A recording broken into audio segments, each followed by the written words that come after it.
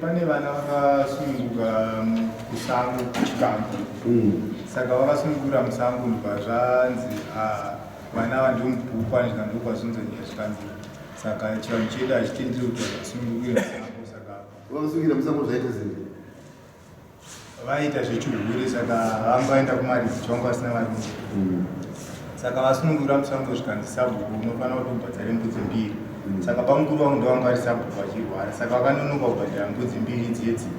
Saka ndobva vafa ndobva baba vangu vazoenda kunokuti saka Sabhuku uchaita sei zvikanzi imi mapenyu acho vasara motobhadhara. Ndobva tabhadhara mbudzi 2 dzedzi. Saka tabhadhara mbudzi 2 dzedzi, mari yacho yakabva yatorwa navaenzi amai muvi. Yatorwa naamai muvi ndovakaita vachiti mhosva yakatongwa nemurume wangu.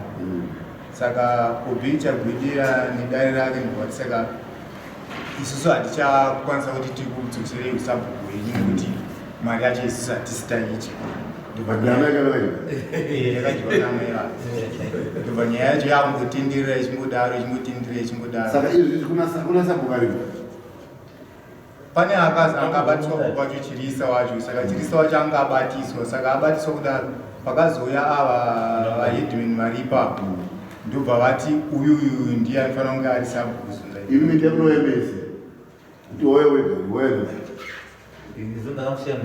ndinoemese Sabhuku ngachirisa wacho nemi muchamuko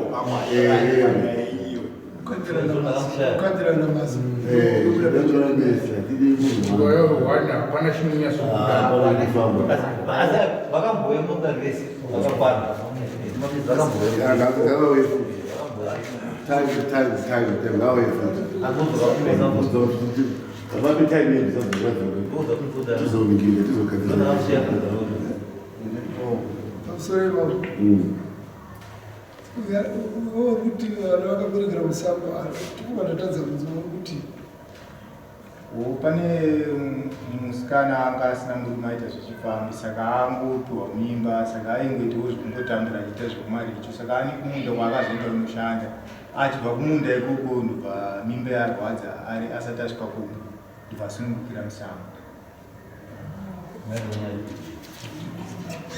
Mwana wacho mupenyu pandakarasa mwana wacho mupenyu, asi vamwe vacho vakatozofa zvakaitika kumashure.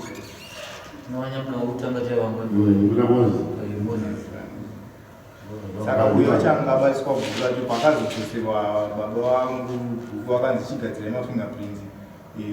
tikuise pausabhuku mukoma wedu vagadzira mafingerprints vaunze mapepers acho. Mapepers acho vakazwa madzosa achiti hanzi iwewe mafingerprints ako akaexpire nekuti anoita 12 months nokuti vakamboatora kudhara but vakamudzoka vakamafolda mapepers acho. Saka pavakazobva vapetenura kusekretary waheadman asifu takaona pasina death certificate. Saka taenda unoti mapepers adzoka pasina death certificate zvakafana zvikanzi varitsvaga zvikanzi hatisi kuona kupane munhu angashandisa death certificate risiri rake richichipa ndovatagara. Saka 2019 ndo pakazonzi Sabhuku aendesa mapepers ekuti chichi ukwati kwakudiwa manhamba efoni ekuti munhu achitambira mari. Ndo pakanzi Sabhuku zondouya nenhamba dzako dzefoni.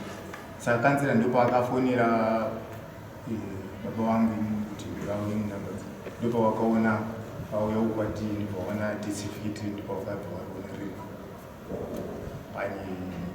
pane mafingerprints irabe. Saka ndo Sabhuku ndiariwe. Baba ndo vanofana kuita Sabhuku nokuti mukoma wavo ndakashaya asi vanhu manje vanongovatera nokuti vanoita vana kudzidza.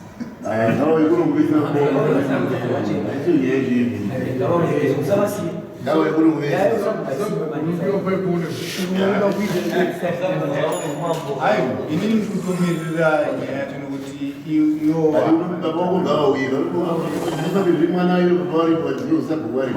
apa ndaifana kuuya navo but tazonzwa kuti uyu wacho haapo. Saka havana kukura